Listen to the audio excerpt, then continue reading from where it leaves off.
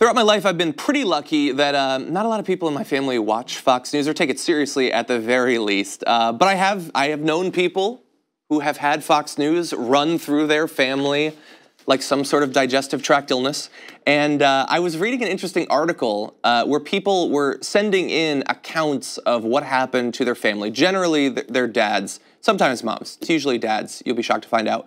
After a few years or decades of watching Fox News and the fascinating effect it had on them. And I just want to read a few. This is from an article called, "I Hate What They've Done to Almost Everyone in My Family. Progress is Made One Funeral at a Time," which is just a little bit dark. And I want to read a few of these for you, so buckle up. The first says, "I regret ever showing him Fox News," talking about this person's father. "I turned it on as a teenager and showed it to my parents as a goof. I was laughing at how irresponsible Bill O'Reilly acted on air as an anchor.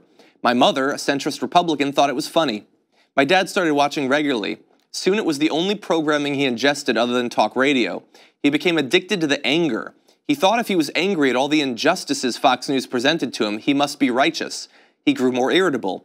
He banned watching any news other than Fox News in his presence, and failure to adhere would lead to abusive, emotional outbursts." The person goes on to describe how when there would be a power outage or cable would drop, he believed it was the Democrats trying to cut off Fox News. Forgetting, of course, that you also lose access to your microwave, let alone all the other channels on TV, but he apparently really believed that. The next says, "I lost an uncle to Fox Brain. He was a middle school teacher in a small upstate New York town, was on the board of the teachers union, and a big labor guy. After he retired, he started thinking unions were for lazy people and talked a lot about how the government gives free stuff to immigrants who come here illegally. A couple weeks ago, we were talking about my student debt, and he said if I was an illegal, the government would take care of that for me. It effing sucks." The person apparently asked his uncle, so like you've seen all the footage where like when they come over, we put them in cages, and those cages aren't full of free student loans. And the uncle apparently didn't have a response to that there. But I love this one because it's one thing, many of these have to do with misogyny or racism. And in a lot of cases, it's clear that these people always sort of leaned in that direction. They always had these views. They just sort of became worse over time. But look at this. This is a reversal, a very strong reversal on an issue like labor, like union rights. This person was a union organizer, not just someone who was involved in a union, went to thinking that they're just for lazy people. This person was able to be convinced by watching Fox News, apparently, that all of his experience for literally decades organizing and fighting for workers' rights, that he was representing lazy people, that he himself, I guess, was a lazy person, and eventually, over time, was able to be switched to the opposite position. The next says, "I was raised by a strong pro-choice feminist mother who now tells me, quote, cute stories that happen on The Five, the SE Fox daytime show, loves Trump, and thinks abortion should be illegal after 6 weeks.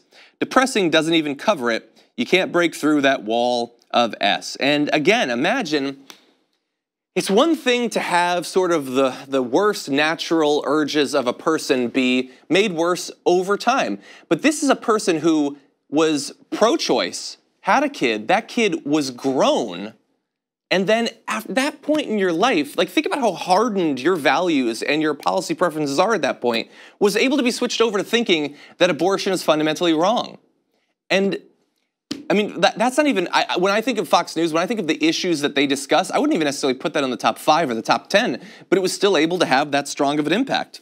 The next says, "I think what really did it for me was after Tamir Rice was murdered, I brought it up at breakfast for some insane reason, and my mom said, quote, well, he looked fully adult.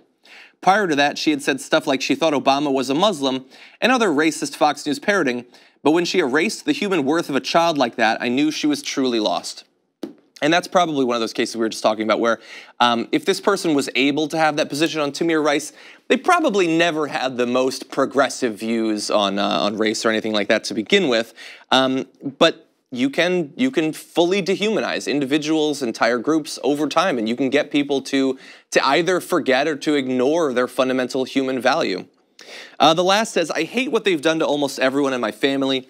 It's absolute poison, and the only thing I think is worse is that there are people who think that destroying the morals and conscience of multiple generations is worth a few more bucks, because I absolutely refuse to believe that people like Hannity don't know what they are doing. I wish I could do something, but who has the time or energy to combat that? And how the hell do you reteach someone to have empathy?" And that's perhaps the worst thing. I mean, the thing is, people at the end of the day lead complex lives. Lives are hard. We're surrounded by stress and financial worries and all of that. What we want is to be told that we don't need to bash our brains in over every issue in the country. What we want to do fundamentally is be told that we're right, especially about the things that we think but that bother us. When we start to think, well, am I being selfish? Am I being a little bit biased towards this group? Well, what if you have a TV channel that tells you hour after hour, day after day, week after week, year after year, no, you're actually right. Those people are terrible. Not only are they lazy, but they're robbing good people. They're being paid off by the government. They're taking your money, and you know why it's happening? Because the Democrats want their vote. They're willing to rob you of your hard-earned money to get put into office. And initially, it's a goof. People watch and maybe they laugh a little bit, but eventually they start to hear it over and over again. And how many people have the strength of personality, especially when they might lean a little bit in that direction anyway, to fight against that? And especially when it comes tied in with constant demonization of all other media. The belief that only Fox knows what's going on, everything else is lying to you. And so they build themselves up while breaking down the faith that these people have in any other source of expertise or knowledge, in media or in science, other politicians, anything. Don't trust any of that, just trust Greg Gutfeld. Seems ridiculous, but eventually they can convince people that it's actually quite reasonable.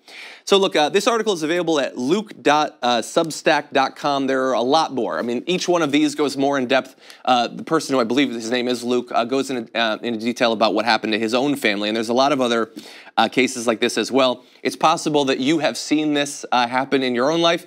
And look, if you're watching this and you're a right-winger and you say that the same thing has happened to your family, but it was like Chris Matthews that did it or something, okay. Post that in the comments, I'll read it. I find it a little bit hard to believe. I don't find them to be particularly persuasive or to have this same sort of hardcore agenda, but I would be interested in reading that as well. So if you have had that experience on either side, feel free to post that or tweet it to me and I will take a look at that. Thank you very much for watching this clip from The Damage Report. If you liked it, don't forget to subscribe to this channel and ring the bell on YouTube to get notifications of our new videos. And of course, you can catch the full Damage Report live every weekday at 1 p.m. Eastern, 10 a.m. Pacific on TYT Network on YouTube TV.